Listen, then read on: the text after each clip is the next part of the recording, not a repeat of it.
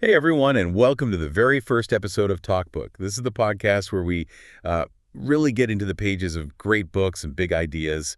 We're here to explore the stories that, kind of shifted how we see the world. It's great to be here. We want this to be a cozy space for all you book lovers and curious minds out there. Absolutely. And hey, before we dive in, if you like what you hear today, please do hit that subscribe button and give us a like.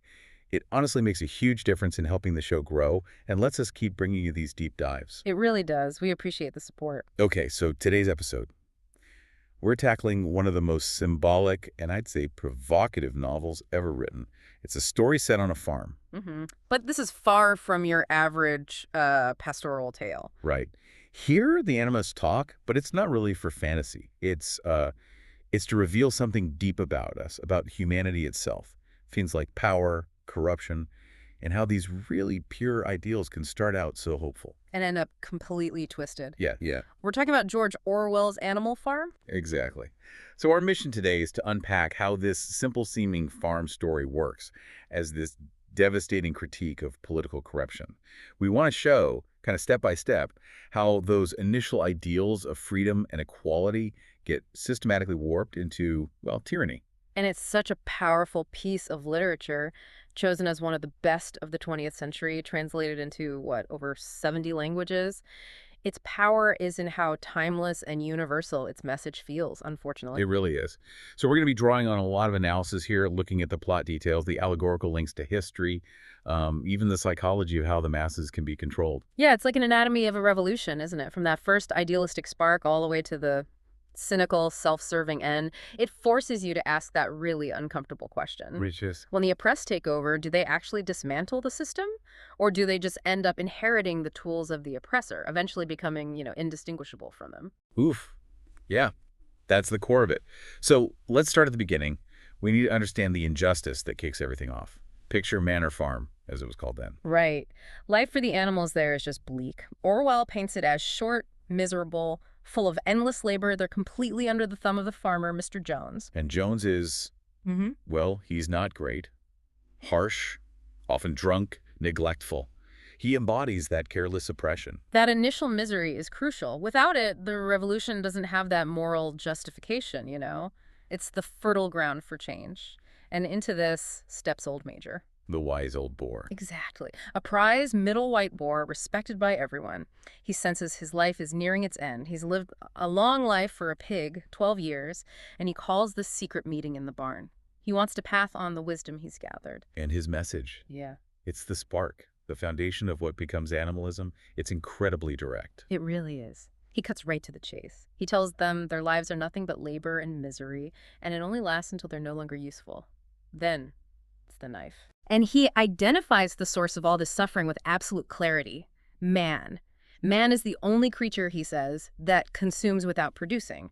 He doesn't give milk, doesn't lay eggs, can't pull the plow, yet he's lord of all the animals. It's pure economic exploitation rhetoric, really. Very powerful. And from that, the call to action is inevitable. Revolution. He doesn't know when it'll happen. Maybe next week, maybe in 100 years, but it will happen. The goal. Overthrow the human race. Get rid of man. And he gives them that clear, simple slogan to rally around. All animals are comrades. All men are enemies. It creates this instant us versus them mentality. And then there's the song. Beasts of England. Yes. Yeah. This stirring, prophetic anthem, it captures all that yearning for freedom. And the amazing thing is, the animals, even the less bright ones, they pick it up almost immediately. It shows how powerful that shared dream, that shared culture is in getting a movement off the ground. But the actual revolution, when it comes, isn't some grand planned event, is it? Not at all. It's almost accidental. Jones gets drunk, forgets to feed the animals for a whole day. Right, he'd lost money in a lawsuit, was drinking even more. Yeah. Just total neglect. And the animals, they just snap.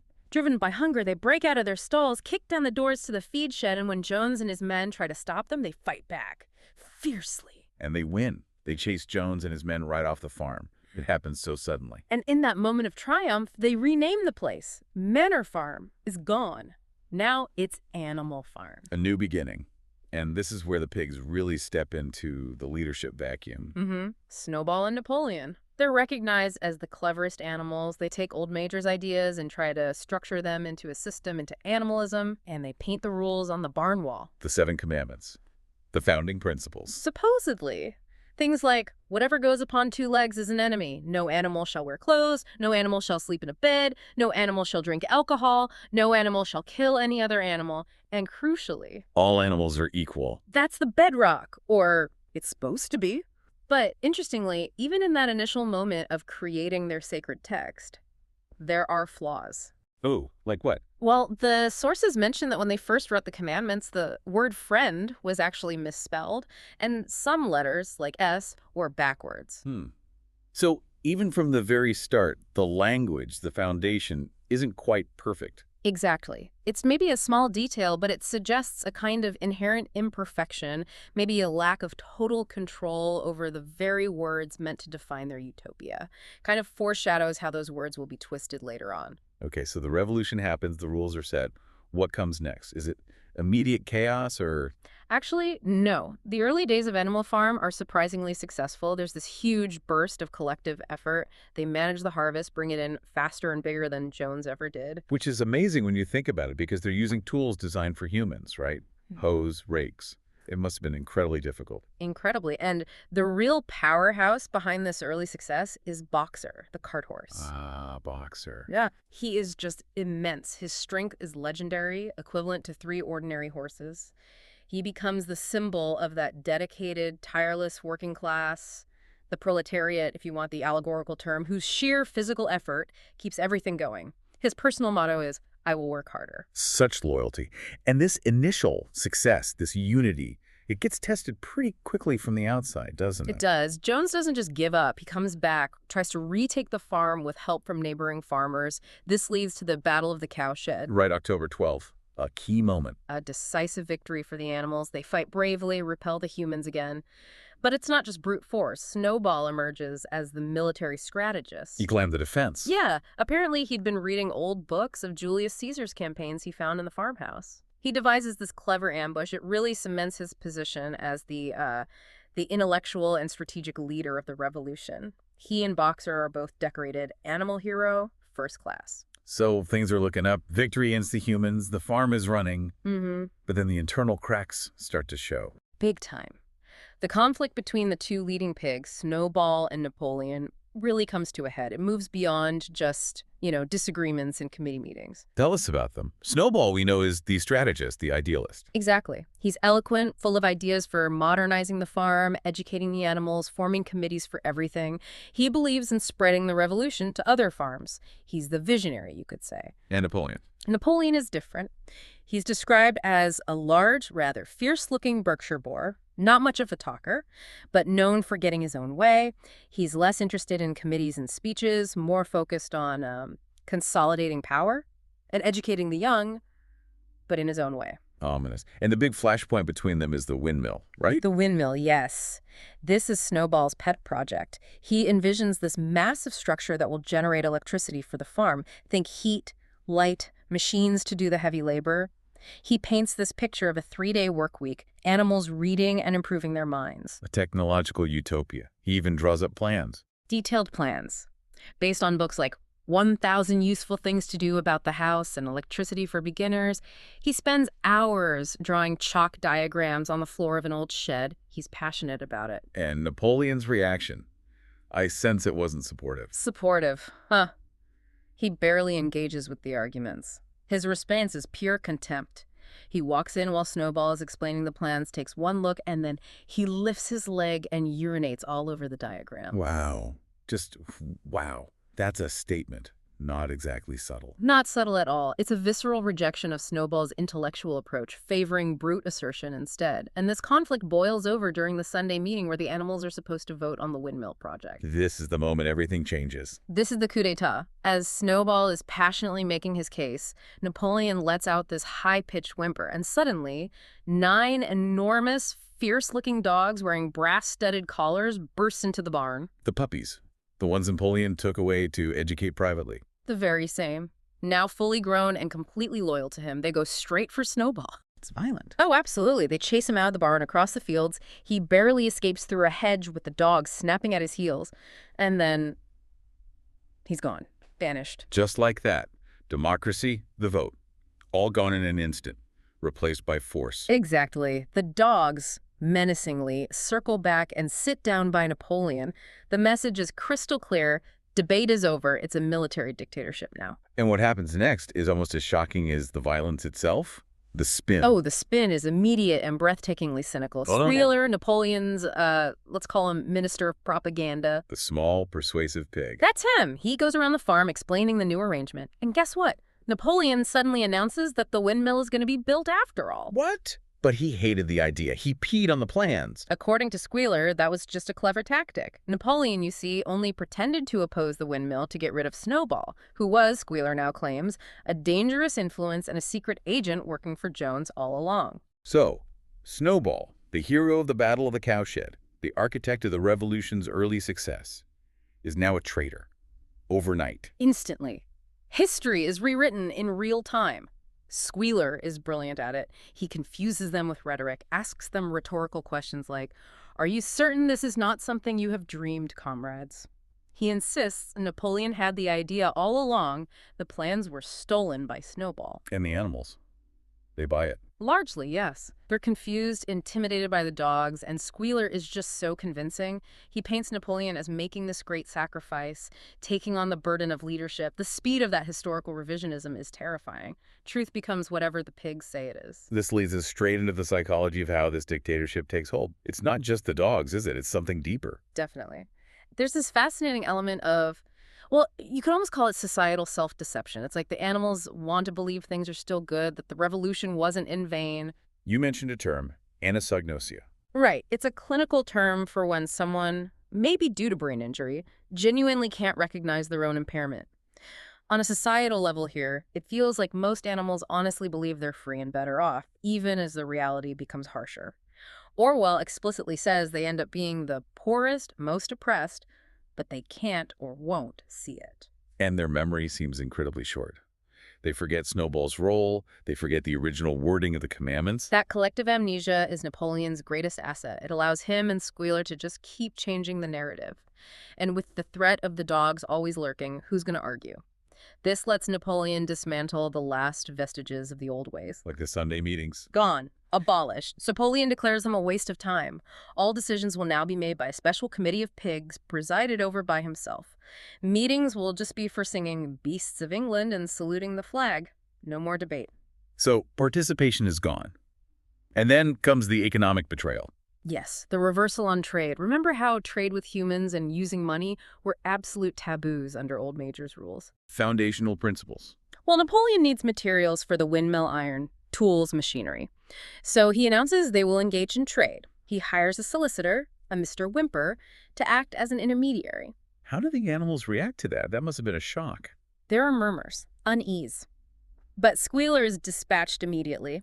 He assures them no resolution against trade ever existed, or at least wasn't written down. He challenges them. Have you any record of such a resolution? Is it written down anywhere? Knowing full well they can't read. Gaslighting, basically. Textbook, and then the privileges start piling up for the pigs. Ah, yes. Moving into the farmhouse. Taking over Jones's house, sleeping in the beds, this causes another stir. Clover is sure she remembers a commandment against beds. So she checks the barn wall. She gets Muriel, the goat who can read a bit, to check. And lo and behold, the commandment now reads, "No animal shall sleep in a bed with sheets." Oh, come on. Squealer's explanation. Pure genius in a horrible way. He says, a bed is just a place to sleep. A pile of straw is a bed. The rule was against sheets, a human invention. And besides, he adds, the pigs need comfort. They do all the brain work. They need their rest to keep Jones away. Always the threat of Jones returning. It's the ultimate justification for everything. Everything. It justifies them getting the milk and apples, waking up an hour later. Their brain work is positioned as the most vital labor on the farm. And this manipulation of language, changing the commandments, it just gets worse. It's chilling how they twist the very laws they establish. It really is.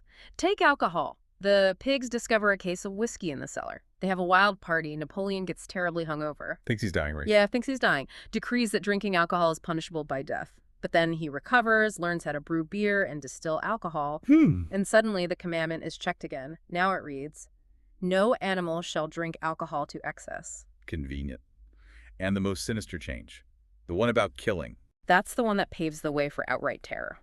The original was simple. No animal shall kill any other animal. But Yeah. after the purges, the animals notice it seems different. It now reads, "No animal shall kill any other animal without cause." Which basically means Napoleon can decide who lives and who dies based on his definition of cause. Precisely. And that leads us to the Great Purge, one of the darkest moments in the book. Describe that scene. It sounds terrifying. It is. Napoleon calls a special meeting. He wears his medals. The dogs are growling. He lets out that whimper again. And the dogs immediately drag forward 4 young pigs, the same ones who had protested when Napoleon abolished the Sunday meetings. They confess. Under duress, yes. Yeah. Terrified, voices trembling, they confess to being in league with Snowball secretly ever since his expulsion.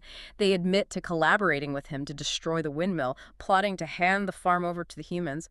Just wild, impossible crimes. And the punishment. Swift and brutal. The dogs tear their throats out right there in front of everyone. Horrifying. And it doesn't stop there, does it? No. Then 3 hens, leaders of an earlier egg rebellion, confess to having been incited by Snowball in a dream to disobey Napoleon. A goose confesses to hiding grain. Some sheep confess to urinating in the drinking pool, also supposedly urged by Snowball.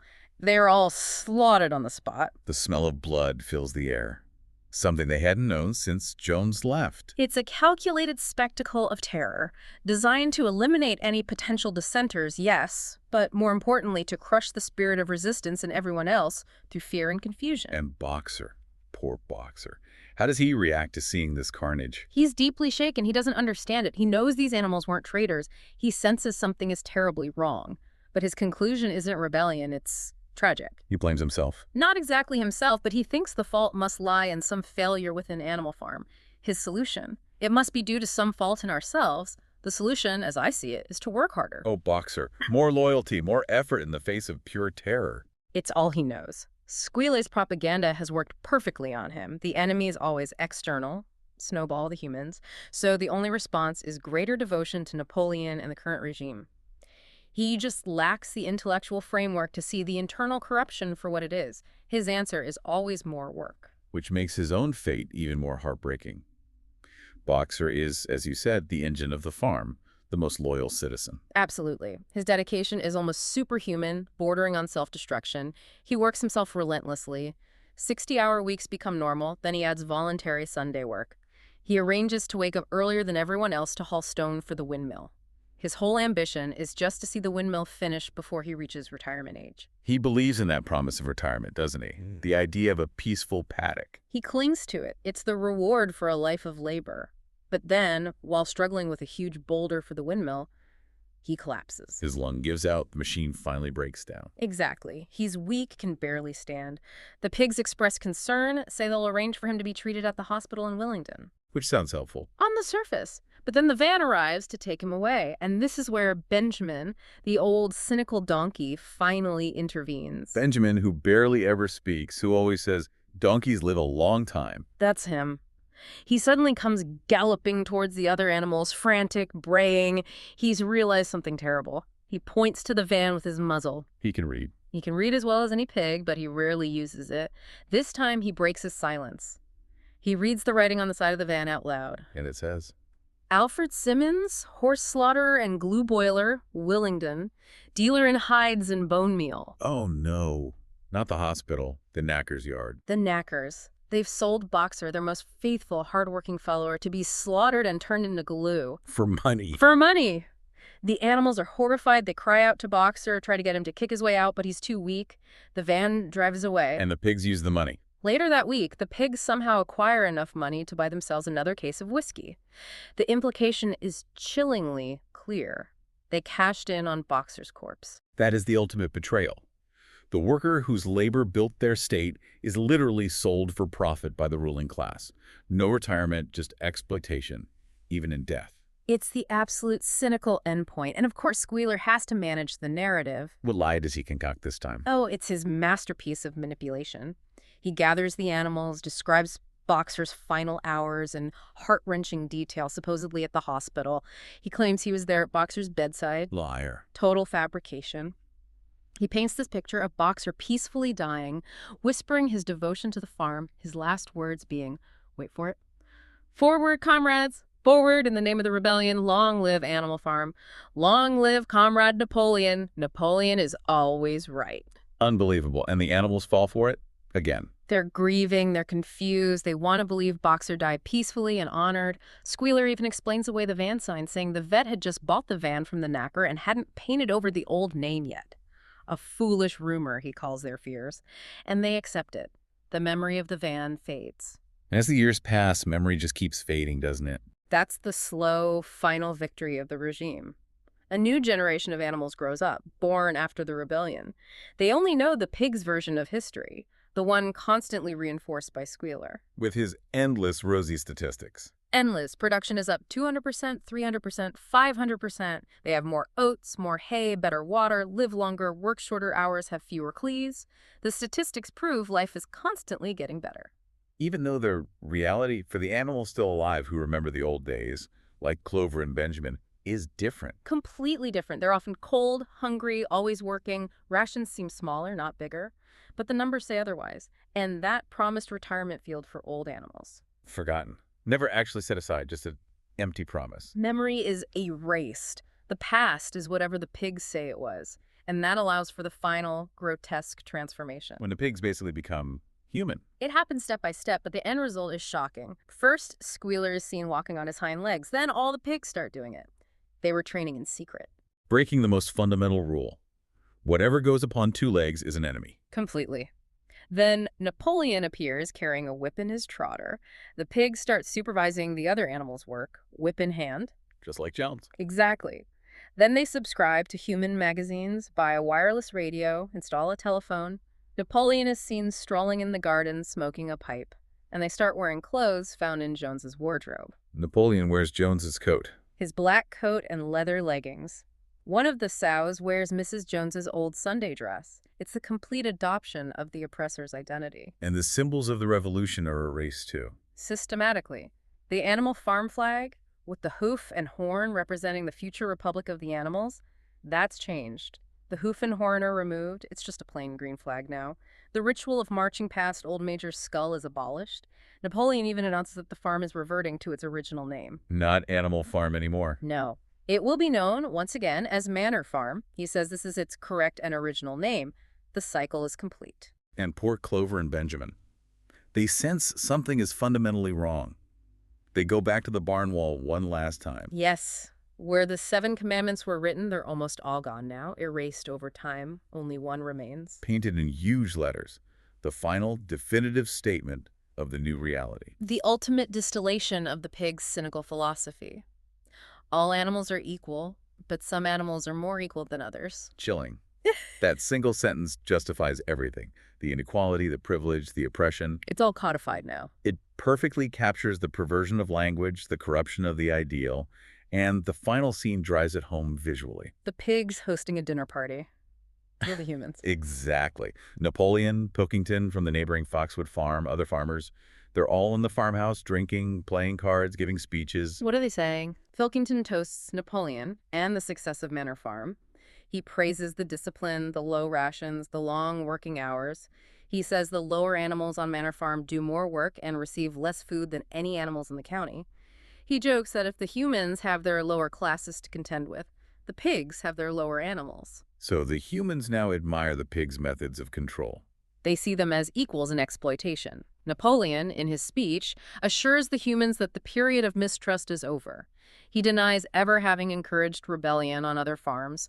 All the old revolutionary customs are being suppressed. It's all about efficiency and shared interests now. But even in this alliance of tyrants, there's no real trust, is there? None at all. The party ends in uproar when Napoleon and Pilkington simultaneously play the ace of spades. They're both cheating. An argument breaks out. And the other animals, watching from outside, what do they see? They look from pig to man, and from man to pig, and back again. But already it is impossible to say which is which. Wow.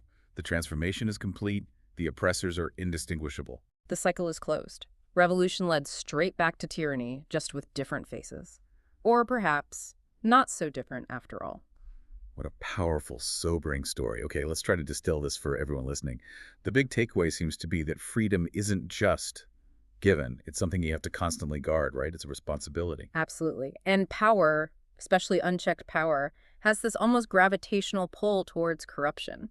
It doesn't matter if you start with the purest ideals, like all animals are equal. Without vigilance, without accountability, those ideals get eroded. The novel screams that warning, doesn't it? Based on real historical events, it shows how revolutions can end up consuming their own, and how tyranny ends up looking remarkably similar, whether it's a farmer with a shotgun or a pig with a whip. Yeah, the mechanisms are the same. Control the language, rewrite history, use fear, scapegoat enemies, keep the masses working hard and distracted, and reward the ruling class. So here's that provocative thought we like to end on, something for you to take away and think about. We saw how the pigs used force, the dogs, and squealers' propaganda.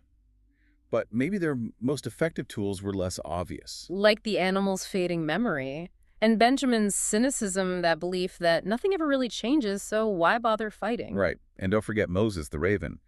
He wasn't allied with the pigs initially, but they let him stay. Why? Because he kept telling the animals about Sugar Candy Mountain. Ah, yes, the mysterious country up in the sky where it was Sunday 7 days a week, clover was in season all year round, and lump sugar grew on hedges. A paradise awaiting them after their miserable lives. Exactly. A comforting story, an escape, something to look forward to that wasn't the grim reality of the farm. It kept them passive, dreaming of the afterlife instead of focusing on the injustice right in front of them.